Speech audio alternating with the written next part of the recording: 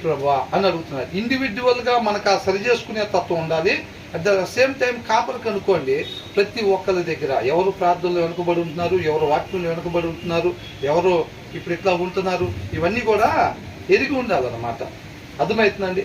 కాపరు ఎలా ఉంటాడు? ఇప్పుడు మందం డైరెక్ట్గా తీసుకొచ్చేసి కాపరు అప్పుడు వచ్చేస్తే సరిపోయిద్దా? కాపరు ముందే ఆహారం అంతా సిద్ధపాటు చేసి ఉంచాలి. అవునా కదా? మందని ఇప్పుడు 5 గంటలకు తీసుకురావాలనుకోండి, కాపరు 4 గంటలకే లేచి చక్కగా కుడితేదంతా కలిపేసుకొని మళ్ళీ ఆహారం గడ్డిది మొత్తం కూడా గ్యాదర్ చేసుకొని వాటన్నిటిని తీసుకుని వస్తే తర్వాత ఎక్కడ ఉండాలి, వాటిని ఎక్కడ కట్టేయాలి, ఇది మొత్తం కూడా ముందే ప్లాన్ చేసుకోవాలి.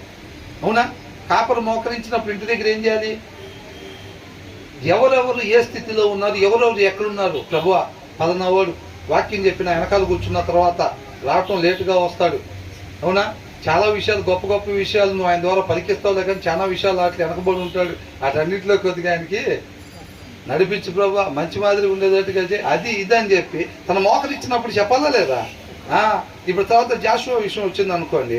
జాషువా ఎక్కడైతే ఇదిగా ఉన్నాడో వాటన్నిటిని కూడా ఎత్తిపట్టి కాపరి ఇంటి దగ్గర మోకరించినప్పుడు ప్రార్థన చేయాల్సిన బాధ్యత ఉన్నది.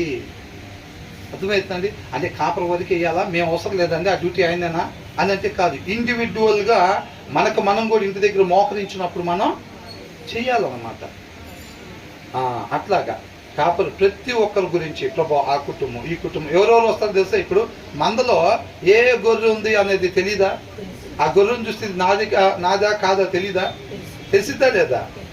అట్లాగా. కాబట్టి ప్రతి ఒక్కరి గురించి ఏదో నడిపామా వదిలిపెట్టామా అనేది కాకుండా ప్రతి ఒక్క పిల్లోడి దగ్గర నుంచి వృద్ధుల వరకు ప్రతి ఒక్కరి గురించి ఎవరెవరు ఆత్మీయంగా ఏ స్థితిలో ఉన్నారు, దేవుడికి ఎంత దూరంలో ఉన్నారు, ఎంత లోతులో ఆయనతో నాటబడి ఉన్నారు, వాళ్ళు ఆయనలో వారిలో క్రీస్తుని ఎంతగా కనపరుస్తున్నారు అనేది ప్రతి ఒక్కరు కూడా కాపరి క్షుణ్ణంగా గొర్రె గురించి తెలుసుకోవాలి. అర్థమవుతుందండి. కాబట్టి అందుకని ఏమంటున్నారు ఇక్కడ, నీ పశువుల స్థితి జాగ్రత్తగా తెలుసుకునము ఫస్ట్ ఆఫ్ ఆల్. తర్వాత ఇక్కడ ఏమంటున్నారు అంటే, know well the condition of your flax.